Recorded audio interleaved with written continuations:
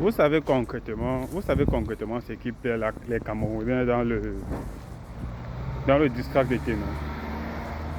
Est-ce que vous savez concrètement ce qui plaît les Camerounais dans le district de Ténon?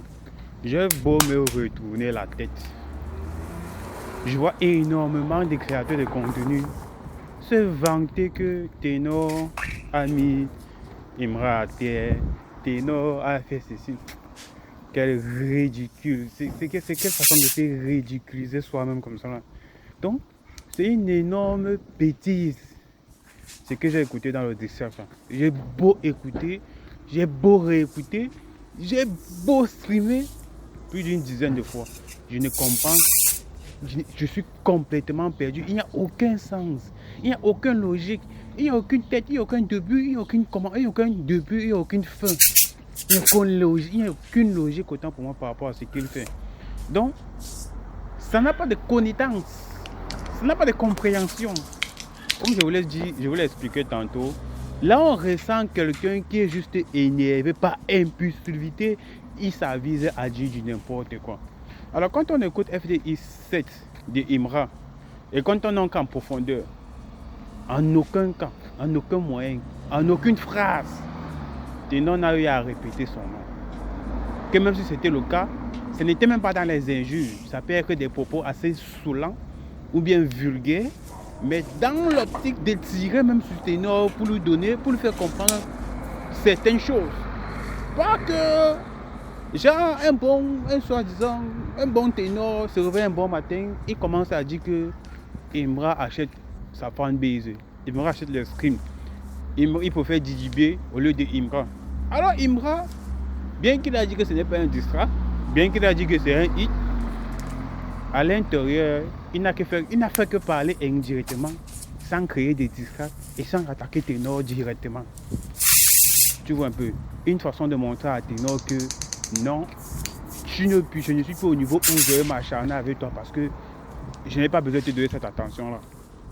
Et du coup, on voit un ténor par impulsivité.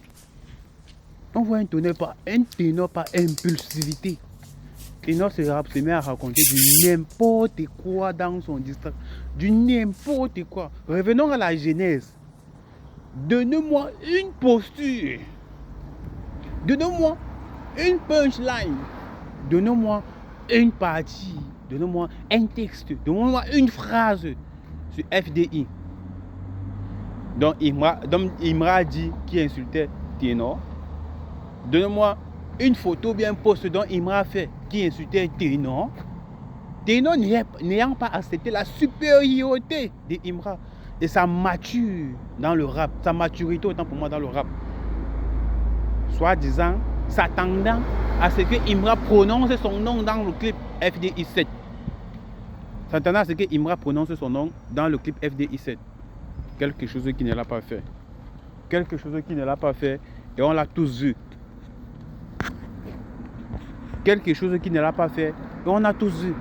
On a tous vu son comportement. Maintenant, du coup, moi, je suis surpris.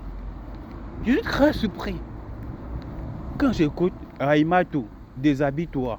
Lève-toi sous le siège du zénith du trône en bois que tu penses doit. Mets-toi sur 4 pattes. Je t'encule. Le président de la Wibilang, ceci, c'est là. Il y a eu des punchlines comme Homo Sangaré et tout ça. Mais quand on traverse ces punchlines, on ne comprend que tes insultes à longueur du clip.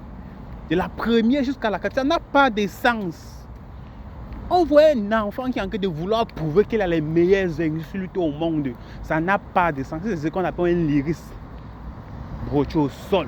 Moi, je te donne 0. Moi, je te donne 0, Ténor. Je te donne 0. Et puis, tu vois les Camerounais en train d'applaudir.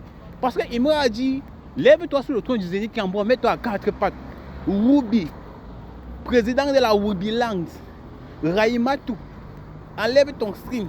Tu aimes bien la bite de la France. Ceci, ceci. Quelque chose qui n'a même pas, qui n'a rien à rapport avec le clash que lui-même il a enclenché. Il a déclenché contre Imra et que Imra ne l'a même pas répondu directement. Ça, c'est être ridicule. Ridicule vraiment de Dieu.